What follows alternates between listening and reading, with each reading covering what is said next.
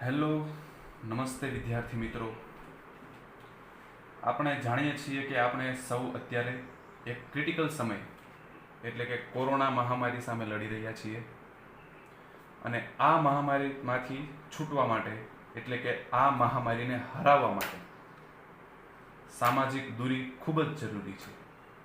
એટલે કે social distancing ખૂબ જ જરૂરી છે. જાહેર સ્થળો જેમ કે આપણી શાળાઓ બંધ છે, પરંતુ તમે એક સાયન્સના વિદ્યાર્થી તરીકે વિચારી શકો છો કે આ કપરા સમયમાં પણ શિક્ષણ સાથે જોડાયેલું રહેવું ખૂબ જ અગત્યનું મહત્ત્વનું છે. તેથી આપણે આપણી સ્કૂલ એટલે કે સરદાર પટેલ શાળા SPV સરદાર પટેલ વિદ્યાલયમાંથી ઓનલાઈન ક્લાસીસ ચાલુ કર્યા છીએ. તેથી દરેક વિદ્યાર્થી મિત્રોને મારી નમ્ર અપીલ છે કે દરરોજ વોટ્સએપ ગ્રુપમાં તમે જોઈન્ટ છો એ ગ્રુપમાં રોજ જે વિડીયો મૂકવામાં આવશે એ વિડીયો તમે ધ્યાનથી સાંભળો, સમજો અને પછી જે ગૃહ કાર્ય આપવામાં આવે, હોમવર્ક આપવામાં આવે એ લખી અને ગ્રુપમાં મોકલવાનું રહેશે.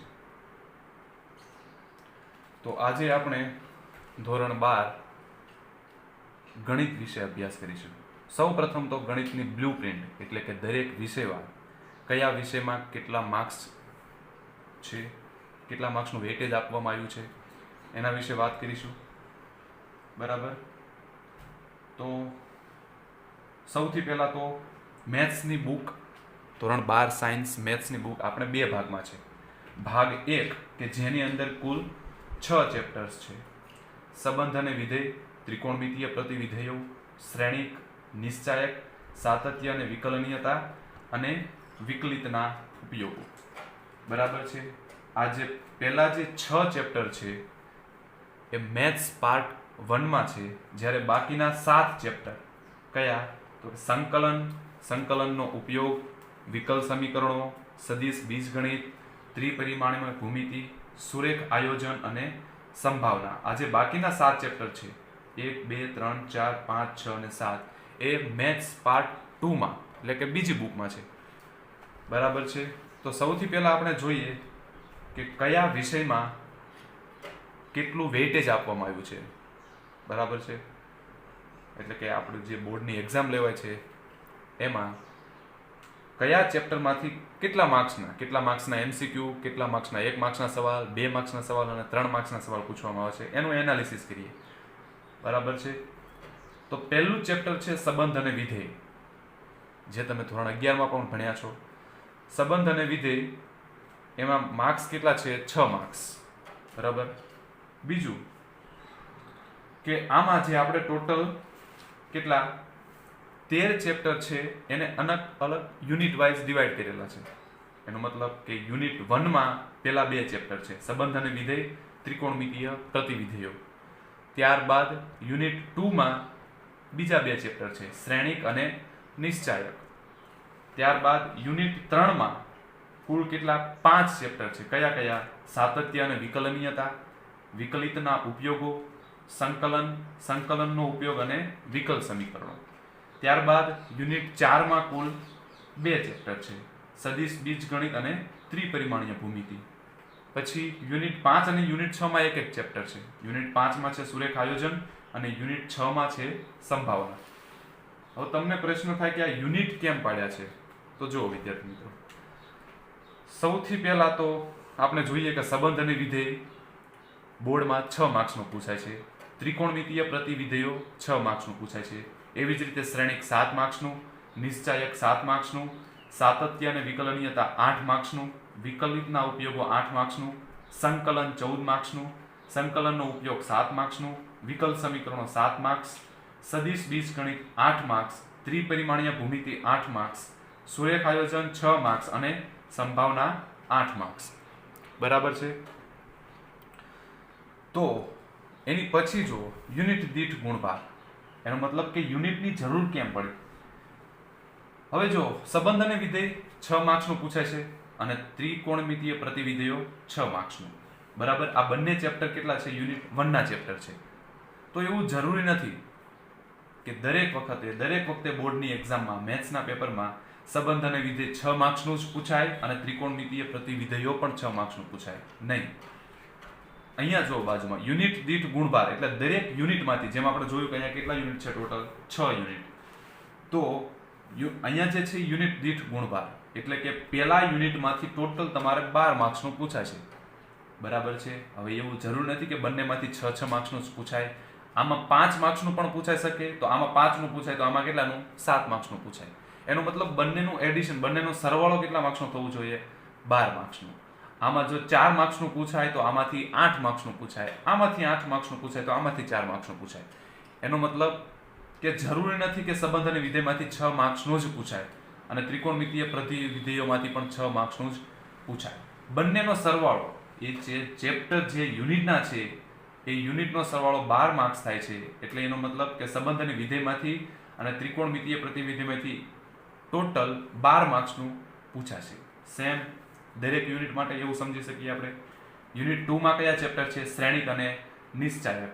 તો શ્રેણિકમાં 7 માર્ક્સનું, નિશ્ચાયકમાં પણ 7 માર્ક્સનું. હવે યુનિટ 2 નું ટોટલ વેઇટેજ છે 14 માર્ક્સ.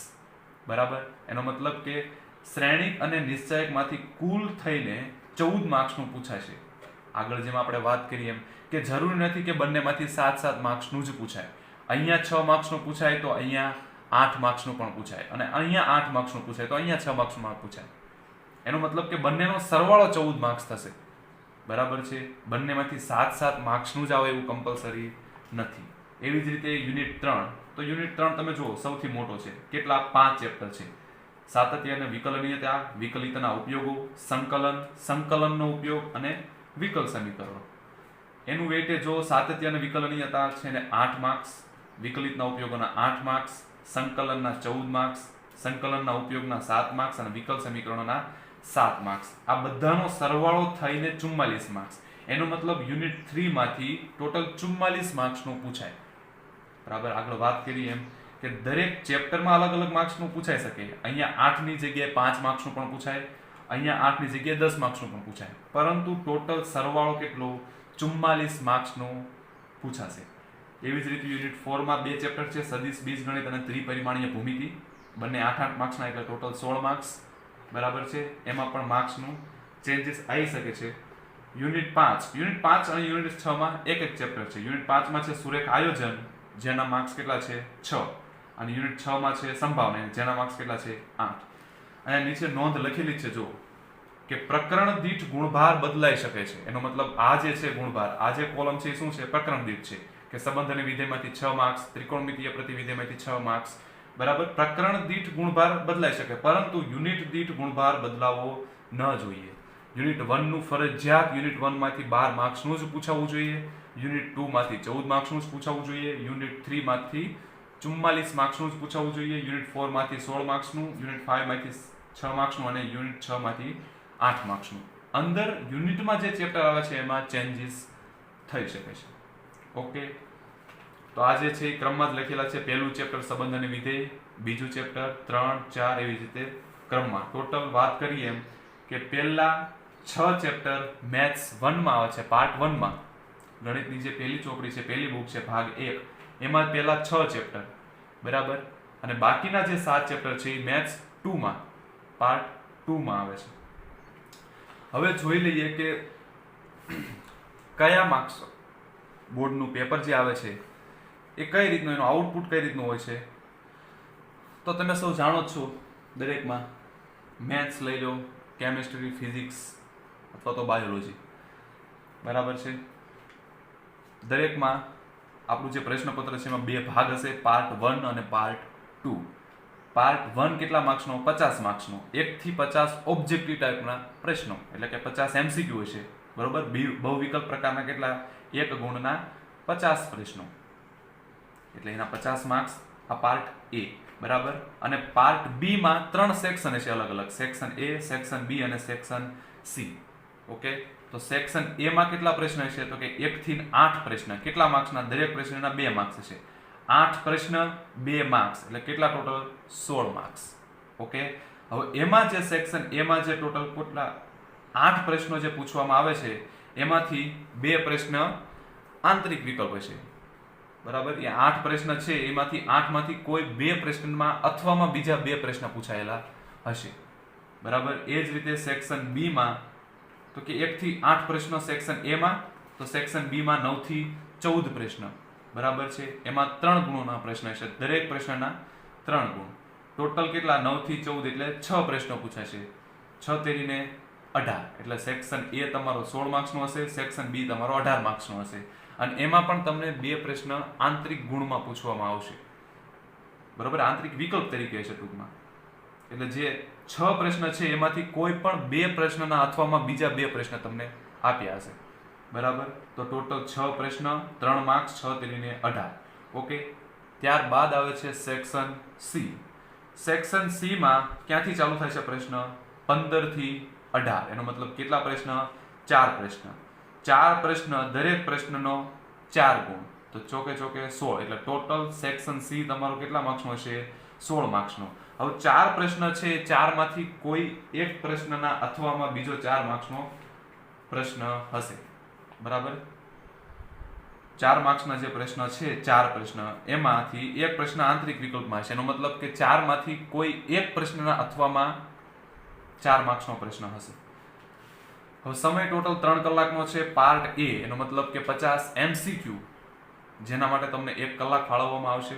અને પાર્ટ બી એ પણ 50 માર્ક્સનો, જેના માટે તમને 2 કલાક ફાળવવામાં આવશે.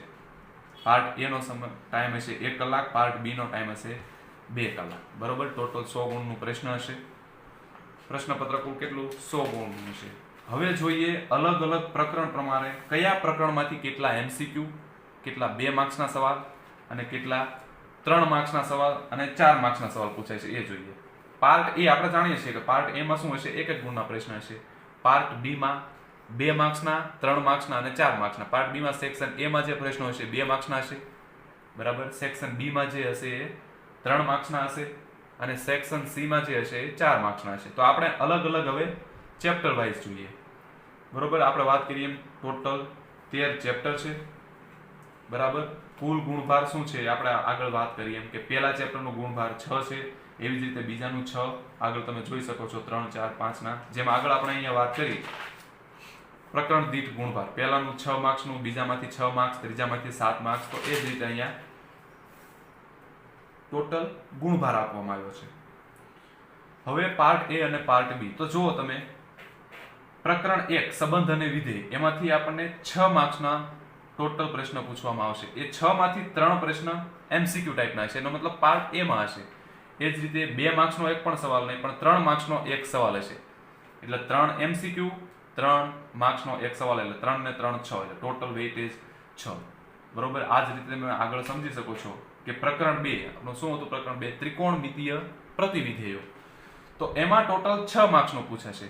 હવે 6 માર્ક્સમાંથી 4 માર્ક્સના MCQ અને એક 2 માર્ક્સનો સવાલ. બરાબર છે, 4 માર્ક્સના MCQ અને 2 માર્ક્સનો સવાલ, એટલે 4 ને 2 6, એટલે ટોટલ વેઇટેજ 6. તમે આગળ આ જ રીતે સમજી શકો છો. હવે જો યુનિટ 3 જે ટોટલ કેટલા માર્ક્સનું છે? 7 માર્ક્સનું. હવે 7 માંથી 4 MCQ પૂછાય છે. પાર્ટ એ માં 4 MCQ એટલે રહ્યા 3 માર્ક્સ. એમાંથી 3 માર્ક્સનો એક સવાલ પૂછે છે, પરંતુ અહીંયા આપણે સ્ટાર કર્યો છે. એનો મતલબ શું? જેમ આપણે આગળ વાત કરી હતી કે સેક્શન બી માં કુલ કેટલા પ્રશ્ન આંતરિક વિકલ્પ તરીકે હશે? 2 પ્રશ્ન. એ 2 પ્રશ્નમાંથી એક પ્રશ્ન તમને ચેપ્ટર 3 માંથી પૂછવામાં આવશે આંતરિક વિકલ્પ તરીકે. એનો મતલબ કે 2 પ્રશ્ન, એક પ્રશ્ન 3 માર્ક્સનો હશે ચેપ્ટર 3 માંથી, એના અથવામાં પણ બીજો જ પ્રશ્ન ચેપ્ટર 3 માંથી હશે. એટલે અહીંયા સ્ટારનો મતલબ શું? કે અહીંયા તમને 2 પ્રશ્ન આપવામાં આવશે અથવામાં. ઓકે, સમજી ગયા? એટલે 4 માર્ક્સના MCQ અને 3 માર્ક્સનો એક સવાલ, એટલે 4 ને 3 7. આ જ રીતે તમે આગળ સમજી શકો છો. ચેપ્ટર 4 માં 7 માર્ક્સનું, એ જ રીતે એમાં 3 માર્ક્સનો એક, 3 માર્ક્સના MCQ, 2 માર્ક્સનો એક પણ નહીં, 3 માર્ક્સનો એક પણ નહીં, પણ 4 માર્ક્સનો એક સવાલ, એટલે 3 MCQ અને 4 માર્ક્સનો. સેક્શન સી માં એક 4 માર્ક્સનો સવાલ પૂછાશે, એટલે 4 ને 3 7. ઓકે, એટલે 7 માર્ક્સ થઈ ગયા. 5મો ચેપ્ટર છે એમાં તો એનું વેઇટેજ છે 8 માર્ક્સનું. હવે એ 8 માર્ક્સમાંથી 3 MCQ પૂછાશે, એક 2 માર્ક્સનો સવાલ અને એક 3 માર્ક્સનો સવાલ. એટલે સેક્શન એ માં એક હશે અને સેક્શન બી માં એક હશે. એટલે 3 માર્ક્સનો એક સવાલ અને 2 માર્ક્સનો એક સવાલ, એટલે 3 ને 2 5, 5 ને 3 MCQ, એટલે 8 માર્ક્સ. આગળ તમે એ જ રીતે સમજી શકો છો. આ જે કોલમ છે પાર્ટ એ માં આ જે આંકડા છે એ શું દર્શાવે છે કે દરેક ચેપ્ટર પ્રમાણે એમાંથી કેટલા એમસીક્યુ પૂછાશે, બરાબર છે. પછી આ જે છે 2 માર્ક્સમાં, આ જે છે 3 માર્ક્સમાં અને આ જે છે 4 માર્ક્સમાં કેટલા સવાલ પૂછે છે એની વાત છે, બરાબર. સ્ટારનો મતલબ મેં તમને સમજાવ્યું એમ. અહીંયા જો ચેપ્ટર 6 માં કુલ 8 માર્ક્સનું પૂછે છે, એમાંથી 4 એમસીક્યુ, બરોબર. 8 માંથી 4 એમસીક્યુ, તો હવે 4 માર્ક્સ જે છે એમાં 4 માર્ક્સના 2 સવાલ અથવામાં પૂછાય, બરોબર. એક 4 માર્ક્સનો સવાલ હશે એના અથવામાં જ બીજો પણ 4 માર્ક્સનો સવાલ. અહીંયા આપણે જોઈએ કે 4 માર્ક્સના આંતરિક વિકલ્પ તરીકે કયા હતા. આજે 4 માર્ક્સમાં 4 પ્રશ્નો પૂછાતા હતા, એમાંથી કોઈ એક પ્રશ્નમાં આંતરિક વિકલ્પ હશે અને એ કયા ચેપ્ટરમાંથી હશે તો કે 6થા ચેપ્ટરમાંથી, બરાબર છે. જો સેક્શન એ માં ટોટલ કેટલા પ્રશ્નો હતા 1 થી 8 એટલે 8 પ્રશ્નો, બરાબર. તો આ જે છે સેક્શન એ માં 2 ગુણના ટોટલ 8 પ્રશ્નો હશે. કયા કયા ચેપ્ટરમાંથી તો એક ચેપ્ટર 2 માંથી, પછી એક ચેપ્ટર 5 માંથી, એક ચેપ્ટર 7 માંથી. હવે ચેપ્ટર 8 માંથી 2 પ્રશ્ન પૂછાશે, 2 માર્ક્સના 2 પ્રશ્ન પૂછાશે અને કોઈ એક પ્રશ્નના અથવામાં પણ પાછો બીજો પ્રશ્ન હશે. ટોટલ 2 પ્રશ્ન પૂછાશે, પરંતુ સ્ટાર છે એનો મતલબ શું કે 3 પ્રશ્ન હશે એમાંથી કોઈ એક પ્રશ્નના અથવામાં બીજો પ્રશ્ન હશે, બરાબર. એ જ રીતે ચેપ્ટર 10 માંથી 1, બરાબર. ચેપ્ટર 11 માંથી 1 પૂછાશે, 12 માંથી 1 પણ નહીં અને 13 માંથી પણ 1 જો અથવામાં પૂછાશે, બરાબર. એટલે ટોટલ 8 પ્રશ્નો પૂછાયા 2 માર્ક્સના, ટોટલ 6 પ્રશ્ન 3 માર્ક્સના અને ટોટલ 4 પ્રશ્નો 4 માર્ક્સના. એટલે કુલ ગુણ કેટલા થઈ ગયા 100, બરાબર. પાર્ટ એ માં 50 અને 8 પ્રશ્નો 2 ગુણના, 6 પ્રશ્ન 3 ગુણના અને 4 પ્રશ્નો 4 ગુણના. એ જ રીતે પાર્ટ બી નું કેટલું થઈ ગયું વેઇટેજ 50 માર્ક્સનું. પાર્ટ એ 50, પાર્ટ બી 50. હવે આપણે થોડુંક એનાલિસિસ કરીએ કે આપણે જે 12 સાયન્સમાં જે ચેપ્ટર ભણવાના છે મેથ્સમાં, એમાં 11માનો કેટલો પાયો છે. એનો મતલબ કે 12 સાયન્સના દરેક ચેપ્ટર તમારે સારી રીતે સમજવા માટે 11માના કયા ચેપ્ટરને તમારે વધારે સારી રીતે સમજવું પડશે. તમને ખબર છે કે આપણે 11 સાયન્સમાં કુલ કેટલા ચેપ્ટર હતા 15 ચેપ્ટર, ઓકે 16 ચેપ્ટર, સોરી. આપણે 11 સાયન્સમાં મેથ્સના ટોટલ 16 ચેપ્ટર્સ હતા. એમાંથી કયા ચેપ્ટર્સને તમારે તો જોઈએ કે 12 સાયન્સનું જે પહેલું જ ચેપ્ટર છે મેથ્સમાં શું છે સંબંધ અને વિધેય. અને તમે જાણો જ છો કે 11મામાં પણ આ ચેપ્ટર આવી જ ગયું છે સંબંધ અને વિધેય. એનો મતલબ કે આ ચેપ્ટર તમારે સારી રીતે સમજવા માટે 11માનું જે ચેપ્ટર છે સંબંધ અને વિધેય એને તમારે કમ્પ્લીટ સમજવું પડશે, બરાબર છે. સંબંધ કોને કહેવાય, વિધેય કોને કહેવાય, કયા સંબંધને વિધેય કહેવાય એની તમને બેઝિક ખ્યાલ હોવો જોઈએ, બરાબર. 11 સાયન્સમાં આપણે બીજું ચેપ્ટર હતું સંબંધ અને વિધેય, બરાબર. એ તમે સારી રીતે સમજશો તો જ તમને ત્યાંથી આગળ એડવાન્સ આ ચેપ્ટર આવડશે, બરાબર. પછી જો બીજું ચેપ્ટર જો ત્રિકોણમિતિય પ્રતિવિધેયો, બરાબર. આપણે 11માં જોયું તો શું હતું ત્યાં ત્રિકોણમિતિય વિધેયો હતા, બરાબર. સંબંધ અને વિધેય ત્યાં કેટલામું ચેપ્ટર હતું બીજું ચેપ્ટર, ત્રિકોણમિતિય વિધેયો આવતું ત્યાં. અહીંયા શું છે ત્રિકોણમિતિય પ્રતિવિધેયો. એનો મતલબ ત્રિકોણમિતિય પ્રતિવિધેયો સમજવા માટે તમને ત્રિકોણમિતિય વિધેયો તો આવડવું જ જોઈએ, બરાબર છે. ત્રિકોણમિતિય વિધેયોમાં જેટલા સૂત્ર હતા sin થીટાના, cos થીટાના, sin 2 થીટાના, cos 2 થીટાના, sin 3 theta, cos 3 theta, tan 3 theta, એનો મતલબ કે દરેકે દરેક સૂત્ર જે ત્રિકોણમિતિય વિધેયોમાં આવતા હતા એ દરેકે દરેક સૂત્ર તમને આવડવા જ જોઈએ, તો જ તમને ત્રિકોણમિતિય પ્રતિવિધેયો આવડશે. ત્યારબાદ આવે છે શ્રેણિક અને નિશ્ચાયક, બરાબર છે. આ ચેપ્ટર અલગ છે પણ બહુ જ ઈઝી છે. શ્રેણિક અને નિશ્ચાયક આપણે એના વિશે 11માં કંઈ નથી આવ્યું પણ એકદમ ઈઝી ચેપ્ટર છે શ્રેણિક અને નિશ્ચાયક. ત્યારબાદ આવે છે સાતત્ય અને વિકલનીયતા. તો તમને ખબર હોય તો આપણે લક્ષ અને વિકલન તો 11માં ભણી જ ગયા છીએ, બરાબર છે. 13મું ચેપ્ટર હતું લક્ષ અને વિકલન. તો થોડુંક ત્યાંથી આગળ, બરાબર છે. એનો મતલબ કે આ ચેપ્ટર જો તમારે સારી રીતે સમજવું હોય સાતત્ય અને વિકલનીયતા તો 11માનું જે ચેપ્ટર છે લક્ષ અને વિકલન એ આવડવું ખૂબ જ જરૂરી છે, બરાબર છે. એની પછી આવે છે વિકલિતના ઉપયોગો, બરાબર છે. એનો મતલબ વિકલન તમે કરો છો તો એનો ઉપયોગ ક્યાં, વિકલનનો ઉપયોગ વ્યવહારિક જીવનમાં ક્યાં થાય એની ઉપરથી જે ચેપ્ટર છે એ છે વિકલિતના ઉપયોગો, બરાબર. એનો મતલબ આ ચેપ્ટરમાં તમને વિકલન આવડતું હોય તો જ વિકલિતના ઉપયોગોના જે તમારે દાખલા જે સમ છે એ તમે સારી રીતે સોલ્વ કરી શકો. ત્યારબાદ આવે છે સંકલન, જે ખૂબ ખૂબ ખૂબ જ અગત્યનું ચેપ્ટર છે. એનું તમે વેઇટેજ જોઈને જ તમને લાગશે. જો સંકલનમાં ટોટલ 14 માર્ક્સનું પૂછાય છે. બરોબર. એવું એક પણ ચેપ્ટર નથી કે જેમાં 10 પ્લસનું પૂછાતું હોય. આ એક જ ચેપ્ટર એવું છે સંકલનમાં કે જેમાંથી 14 માર્ક્સના પ્રશ્ન પૂછાય છે. તો તમે સમજી શકો છો કે આનું મહત્વ કેટલું હશે. બાર સાયન્સમાં નહીં, તમે આગળ જો બીએસસી કરો અથવા તો એન્જિનિયરિંગ કરો, બરોબર, મેથ્સને લગતી કોઈ પણ ફિલ્ડમાં સંકલન અને વિકલન તો પાયાના, બહુ જ પાયાના મુદ્દાઓ છે ટૂંકમાં. બરોબર. સંકલન અને વિકલન તો આવડવું જ જોઈએ. તો સંકલનમાં જોઈએ છે 14 માર્ક્સનું વેઇટેજ છે. બરાબર છે. જે નવો ટોપિક છે 11માં તો આપણે સંકલન આવતું નહોતું. અહીંયા સૌથી પહેલા સંકલન અહીંયા જ આવશે. એની બેઝિક ડેફિનેશન હશે, એના સૂત્ર હશે, પછી એની ઉપરથીના સમ સોલ્વ કરવાના. સંકલન છે કશું જ નહીં. વિકલિત આપણે જે ભણી ગયા વિકલન, એની ઇન્વર્સ પ્રક્રિયા, એની ઉલટી પ્રક્રિયા.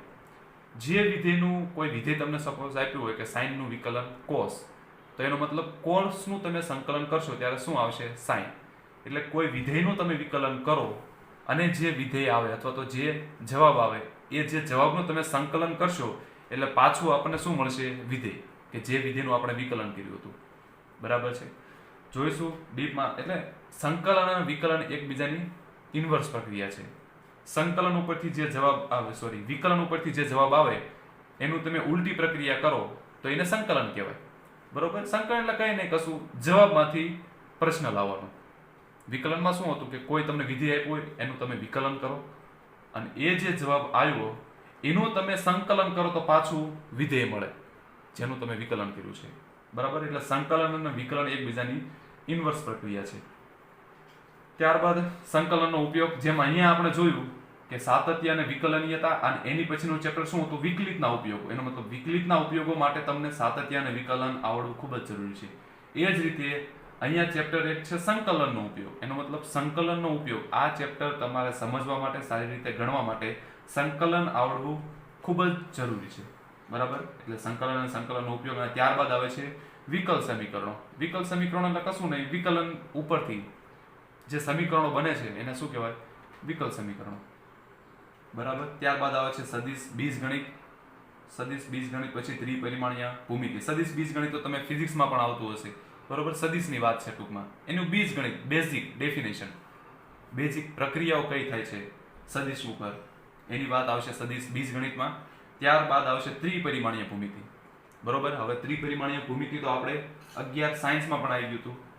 બરાબર. 12મું ચેપ્ટર હતું ત્રિપરિમાણીય ભૂમિતિનો પરિચય. ત્યાં આપણે જોયું હતું રેખા, ત્યારબાદ સમતલ.